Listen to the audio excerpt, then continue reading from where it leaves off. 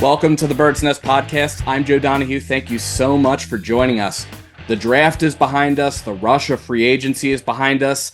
The Philadelphia Eagles held their rookie minicamp last weekend, so the onus of everything is moving now from the front office to the coaches. And if you checked out our draft recap episode last week, you know that I posed the idea at the end of it that the Eagles went into this offseason with a mission. And that seemed to be pretty clear based off of how they targeted free agents and how they approached the draft, which seemed a little unconventional, especially in the draft. So as the onus of getting this team to a Super Bowl moves from the front office to the coaches, and even though we're still a few months away from the first game, it's important to explore that question that fans are going to be pondering all offseason. Have the Eagles done enough to right the ship from the disaster that was the end of last season? Now, to do that, we're joined by one of the hosts of On the Shane page. He also hosts Chalk Talk, is featured on Edge of Philly Sports, and he's a master of game tape, and that's Shane Haff. Shane, thank you so much for joining us. Thanks for having me. Always fun to hop on and chat with other Eagles hosts, and especially now that we're through the draft and we kind of get into that season that's like, man, I just can't wait for football to get here again. Absolutely. And you seem to be coming to us from the Eagles press box remote office in Oklahoma. So I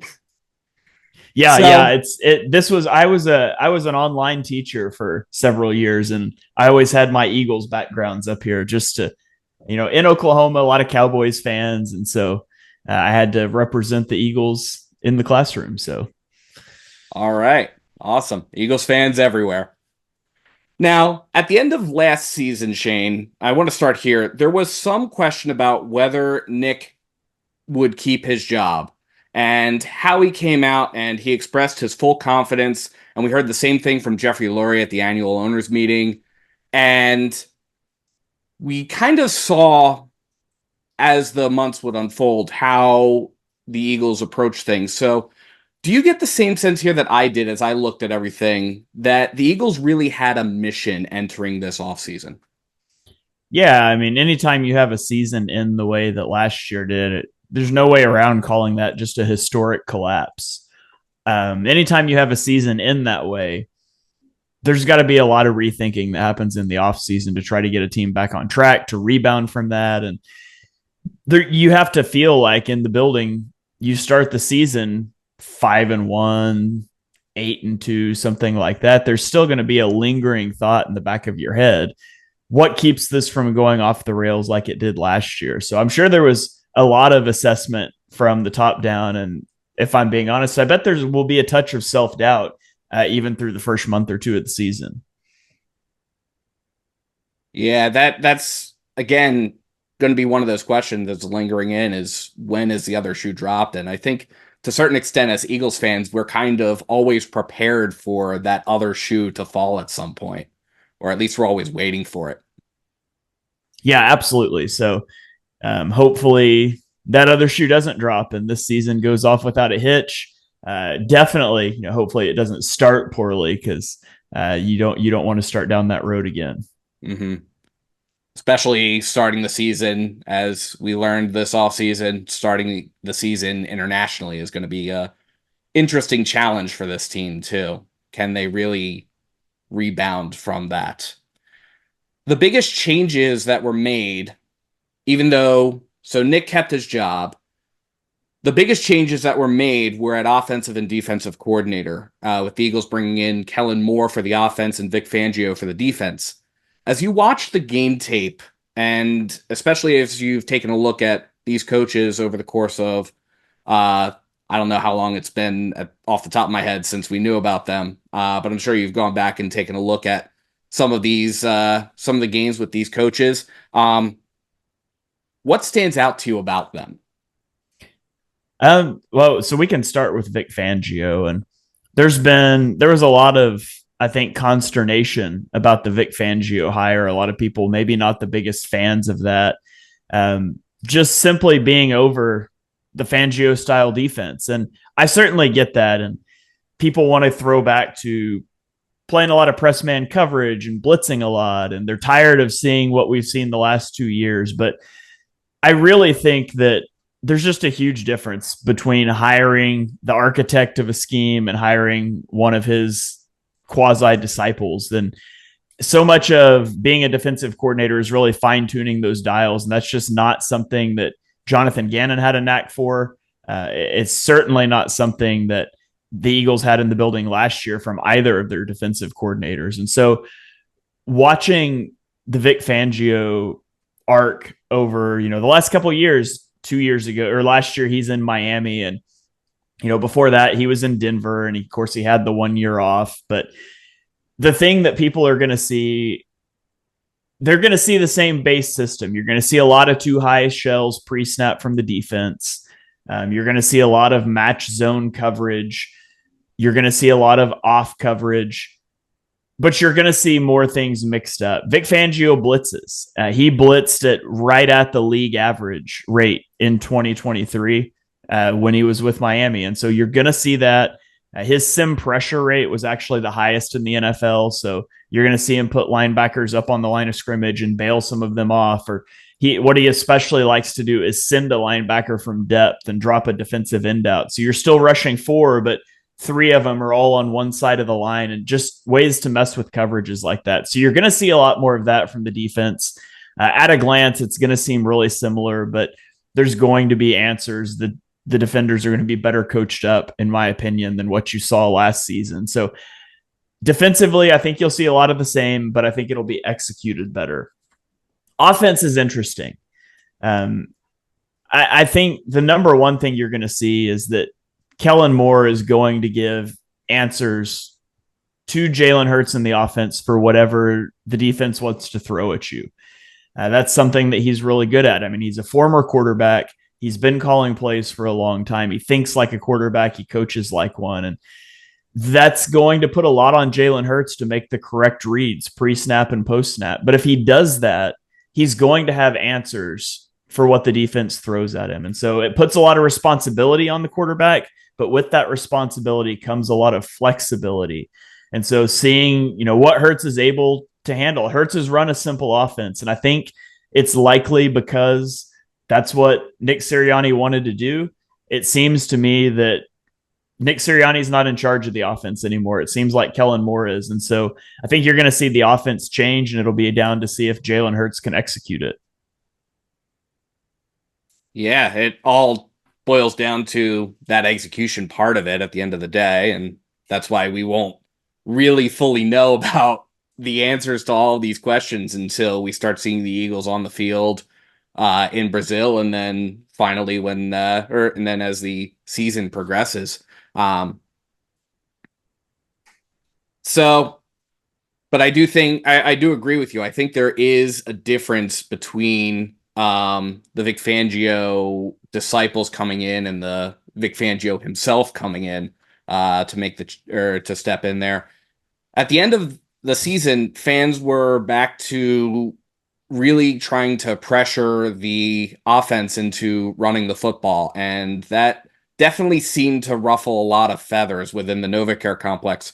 Do you think there's going to be more of that running the football than we saw at the end of last season, or really at all throughout the season? Or do you think that with somebody like Kellen Moore, it's going to be about as pass heavy as run heavy? So Kellen Moore's been really up and down in terms of neutral down pass rate. In LA this year, he was sixth in neutral down pass down pass rate at 59.9%. So he was throwing the ball a ton on neutral downs. But in 2022, he was 22nd. He was 8th in 2021. He was 20th in 2020. So it's really been up and down. I don't think he has an identity in terms of we're going to be a smash mouth team or we're going to spread and shred. I think there's a lot of taking what the defense gives you and sort of letting the defense declare how they want to get beat. And so I can't say for certain on that, how he's going to do it. I will say a lot of the consternation in the run the ball crowd last year, it was when you don't run the ball, teams are just sending six and you have no clue how to beat a blitz. And so just run into the blitz and don't get behind the sticks. And I think there will be answers to the blitz. So I don't think it becomes as imperative this year to stay in short yardage situations. I think Kellen Moore is going to, be able to beat the blitz where the Eagles couldn't do that last year. But he's been really up and down in terms of how much he's run versus how much he hasn't year to year. And I don't think we'll see that. I think we'll see that continue to change based on outcomes. Mm-hmm. Certainly, two big helps for that would be the fact that Kellen Moore's coming into a situation where he's got a quarterback that can run, which will always help the run game in general, because now a defense has to plan for what happens if the quarterback takes off. And also the fact that the biggest free agency signing that the Eagles had was Saquon Barkley. What makes Saquon Barkley such a good fit with this team? Yeah, Saquon Barkley, if you look at his stats last year, I mean, they're not great. You have to keep in mind he was playing on a terrible football team. He probably had, I would say he had a bottom 5 offensive line, a bottom 5 quarterback situation, and probably a bottom 5 wide receiver room. He's much better than his stats show last year, but if you don't look at volume stats, you want to look at advanced stats. He averaged 2.91 yards after contact per attempt. DeAndre Swift averaged 2.44. So Saquon was getting a half a yard after contact per attempt over DeAndre Swift last year. If you look at next gen stats, rushing yards over expectation, Saquon was at positive 0.39. DeAndre Swift was at negative 0.29. And so DeAndre Swift was getting, almost 0.6 of a yard under expectation relative to Saquon Barkley. And so Saquon's a better running back. This isn't he's an Eagle now, and I've talked bad about him because he was a Giant for years, and now I'm going to say he's good. I've always thought he's a good player. Now he's had injury issues that have piled up, but the biggest thing I think Saquon adds is his threat in the passing game. He had PFF's 7th highest graded pass block grade among running backs last season. He can pass protect, whereas DeAndre Swift simply can't. But he's also viable as a receiver and not just a check down guy. That's what most people think of when you think of running backs. You can throw him the check downs, right? Well, Jalen Hurts is never going to be a high check down guy because he is mobile and he likes to extend plays instead of get it out to check downs. But Saquon Barkley was second in average depth of target among running backs last year. This isn't a check down guy. They're running him on routes downfield. And he was third in slot target rate among running backs. And so you could legitimately put Saquon in the slot and let him run slants. You can run him on wheel routes out of the backfield and target him downfield. And I think you're going to see the Eagles do that. And by the way, if the other team is showing blitz, you can keep him into block and you can have pretty good confidence he's going to be able to pick up that block. So although you'll see a difference in the running game, I think the biggest difference you'll see with Saquon is going to be in the passing game. Yeah, and I think that especially that last element there with the blocking seems to go underrated to a certain extent, where you don't always think about the running back as somebody who's going to block.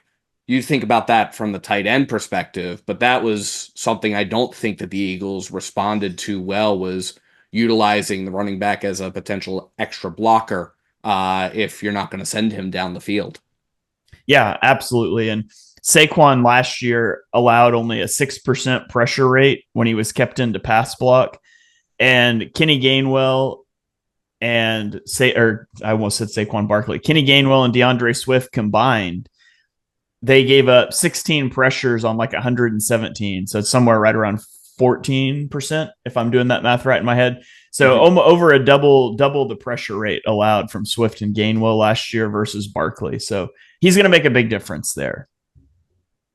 Yeah, and especially with Jalen having had dealt with an injury last year, that'll certainly be welcome relief to fans. You talked about that a little bit with the wide receiver position and putting him in the slot and running as well. The Eagles also got a few extra wide receivers as well, given that Quez Watkins, Olamide Zaccheaus are both going off on their own separate ways. The Eagles picked up Devontae Parker, Paris Campbell, Johnny Wilson, Anais Smith came in through the draft. What are your thoughts about those players? I don't. So Parker and Campbell, I'm not high on either of those guys, but you don't have to be high on a guy if they can just not make negative plays as a wide receiver 3, because you are going to be the 5th option in this offense behind AJ Brown, Devontae Smith, Dallas Goedert, Saquon Barkley, even Jalen Hurts running the ball. So, I mean, I think the Eagles probably approached it the right way. In an ideal world, I would have loved to have seen them take a receiver earlier than they did. Maybe instead of taking Jalix Hunt or Will Shipley, you go get a guy like Troy Franklin in the draft. I would have liked that a little bit better. But Anais Smith is not a guy that I've watched a lot yet. I'm still working on going back through their prospects and watching some more. But he's pretty much a slot only guy. About 3/4 of his targets came out of the slot at Texas A&M last year. But he's got sure hands, 3rd lowest drop rate of any draft eligible receiver this year, and he's really shifty. He forced 20 missed tackles last season, which ranked 7th among wide receivers. So, I can see him working his way onto the field more like a wide receiver 4, but wide receiver 3, you could put him in the slot. You could probably utilize him with the new return rules that are out there. And then Johnny Wilson is just intriguing. He has rare size and wingspan and pretty good movement skills, but he's got a lot of drops. He's not the best separator.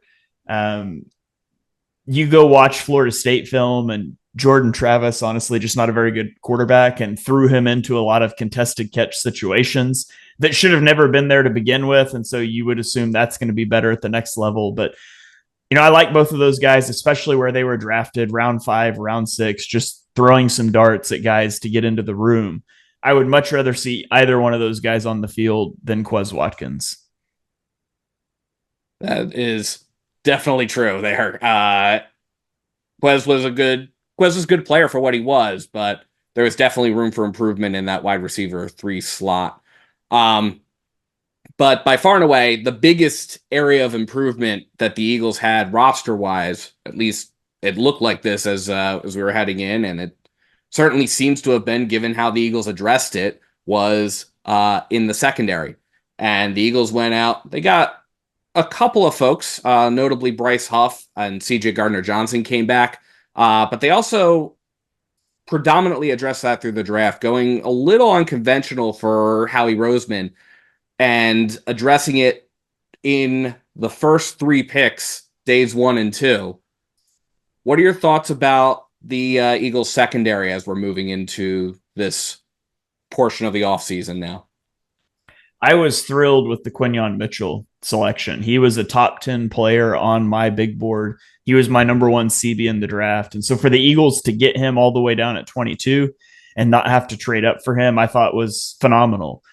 Shout out to, teams reaching on quarterbacks, especially, Falcons and the Broncos there. But Quinyon Mitchell, the only negative with Quinyon Mitchell, well, there's 2. One, he has almost no experience in press coverage. Toledo just didn't play press coverage. The Eagles just don't play press coverage. And so that's kind of mitigated by the scheme that Fangio is going to run. The other negative is just he didn't go against elite competition. He played at Toledo, right? But what you want to see from a small school prospect is them dominate the competition that they're playing against. And he did that. And he went to the Senior Bowl, and he was the best player at the Senior Bowl. He locked down wide receivers that went in the first couple rounds of the draft. And so I really like the pick. I don't have a lot of concerns there. You have Nick Saban talking about he targeted Quinyon Mitchell in the transfer portal, and Mitchell wouldn't leave Toledo. And so if Nick Saban said, hey, I want this guy at Alabama, true, he didn't play at Alabama against SEC competition. He wasn't coached by Saban, but that says a lot. So I loved the Mitchell pick. Never thought he would have been there at 22. And the guy that I was locked into, I wanted the Eagles to take at 22, was Cooper DeJean, and he fell to 40, and the Eagles traded up to get him. So I was thrilled with how that played out. I thought both were great picks relative to value. And then, bringing back Chauncey Gardner-Johnson. I wasn't the hugest Chauncey Gardner-Johnson guy when he was in Philly. I think he's a solid player. I thought he got too much credit for his interceptions, which largely were kind of lucky. Like, a lot of them were it's a tip ball or somebody else got a pressure and a ball was overthrown. It wasn't like he was making elite plays to get interceptions. It's a lot of bad throws. And I just don't think interceptions are necessarily the best way to gauge how a player is doing in coverage because we know that's largely luck based. But I loved bringing Chauncey Gardner-Johnson back, especially at the deal he signed. I jokingly said on Twitter when they announced that good, now go get a safety because I truly think Chauncey Gardner-Johnson's a near elite slot player and he's just a fine safety. And so maybe with Cooper DeJean, I had Cooper DeJean as a guy that could play anywhere in the secondary. I don't think he has to be a safety like some people do. I think he could be fine at cornerback, but with Slay and with Quinyon Mitchell, it seems to me like the best fit for Cooper DeJean as a rookie is probably going to be at safety. And so I would like to see them, when they're in nickel, drop Chauncey Gardner-Johnson down into the slot, put Cooper DeJean at safety next to Reed Blankenship and roll. And that'd be an exciting secondary for me to watch. Definitely, definitely. I know you said you really liked the Quinyon Mitchell pick. There was a lot of question immediately following the Quinyon Mitchell pick about whether or not the Eagles should have taken Terrion Arnold instead. What are your thoughts about how the Eagles approached that, and did they make the right choice in taking Quinyon Mitchell over Terrion Arnold? Yeah, I think so. Quinyon Mitchell was my CB1, number 10 on my board. Terrion Arnold was number 11 on my board. So, I mean, they were neck and neck. I would not have been upset on our live draft show if they had taken Terrion Arnold instead. I think with Mitchell, you have a better athletic profile and a little better scheme fit for what the Eagles want to do, though. And then on top of that, I just had him rated slightly higher. So I liked the pick. Now, if you go back and look at draft history, it's not very often do the top two cornerbacks both pan out. So either the Eagles or the Lions are likely going to have those screenshots later of, man, we were right there for this guy. And hopefully it's the Lions, not the Eagles, because, it's unlikely both those guys turn into top corners in the league. So, but I liked both guys. Good. And then you also kind of alluded to this. I think the biggest head scratcher of a pick on that those first 2 days was that Jalix Hunt pick. What is it about him that made the Eagles potentially want to go for him at that end of the third round pick that they had? I think it's just the athleticism. He's got terrific agility and speed. He was a wide receiver in high school, and then he went to Cornell as a safety, and then he transferred to Houston Christian and became an edge rusher. And I have never heard that arc before, wide receiver to safety to edge rusher. And so, as you would expect, he's got terrific agility and speed as a former defensive back. The problem with him is he doesn't really have a lot of pass rush moves. He didn't really need them at his level. He could just run around guys, and he's really fast. And so that's what, you bet on those traits because you can teach a guy pass rush moves. You can coach the false step out of him. You can teach him a few different counter moves. You can't teach that athleticism and speed. And so I think that's what you're betting on there at the end of the third round. I think also I mentioned that Vic Fangio really likes to blitz a linebacker, drop an edge rusher into coverage to kind of overload, but still only rush 4. And when you look at Jalix Hunt, he's got that background as a safety. And yes, as it was at a lower level at Cornell, but that means he's got some coverage skills. I think he could be a guy that you drop into coverage off that edge at times. He's going to be a good guy to use on stunts where he doesn't really have to have a move. You're just sprinting to the inside. He can be a special teams guy. And so I don't expect him to really contribute much in year one beyond playing some special teams. But I think when you look at what they're thinking long-term down the road for him, it's that we can develop this guy. We can develop the tools, but he has these physical traits that we can't coach, and we'll coach up the rest. Certainly. And then the other big defensive pickup that the Eagles made through the draft was Jeremiah Trotter Jr., who Eagles fans know very well, the senior Axeman, so to speak.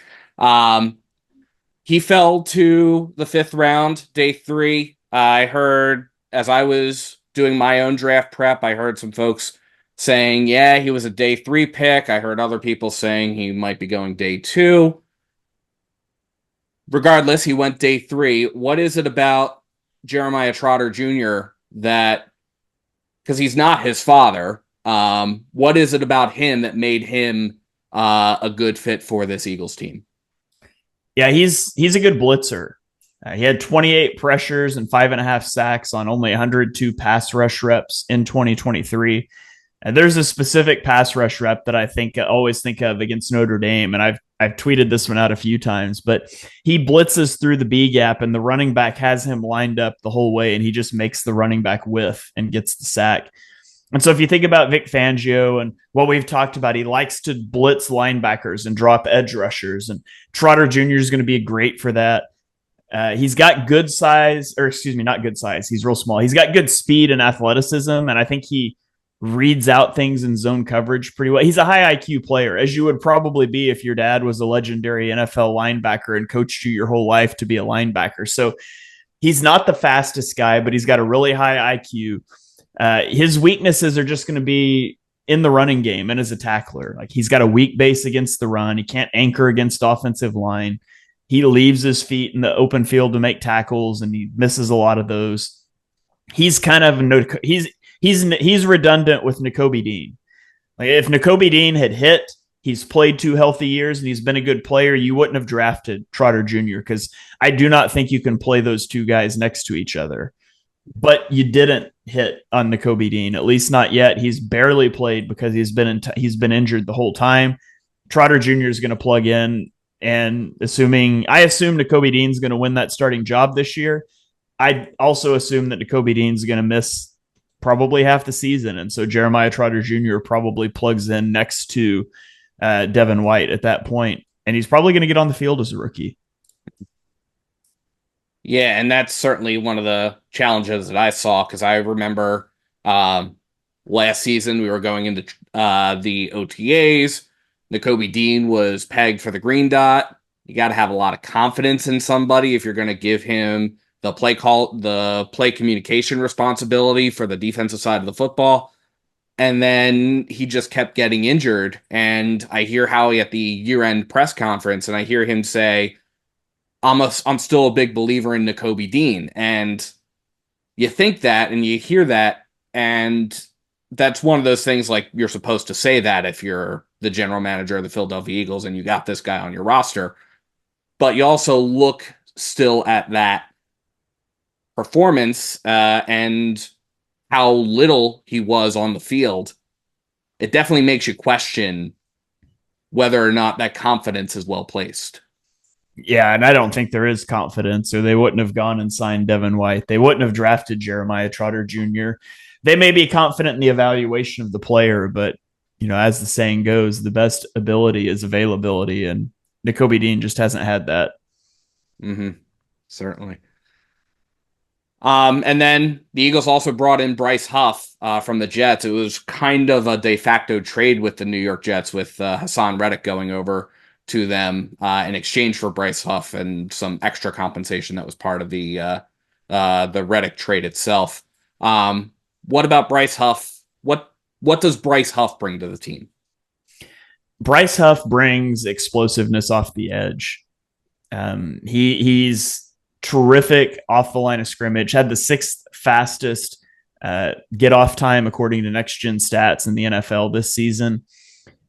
They're trying to do what they've done with Hassan Reddick, which Hassan Reddick had double-digit sack seasons, but Hassan Reddick wasn't almost an NFL sack leader before he became to Philadelphia. He was a solid pass rusher, and Bryce Huff is a little more rotational than Hassan Reddick was, but they're betting on the fact that Bryce Huff can retain his effectiveness across more volume. He only played 481 snaps in 2023, which was a career high, but you don't pay a guy $17 million to be situational. They expect him to be on the field. They expect him to play a lot. And he's a really good pass rusher. He's got a lot of pass rush moves that he chains together really well. And that's what they're hoping for, that they can bring him off the edge.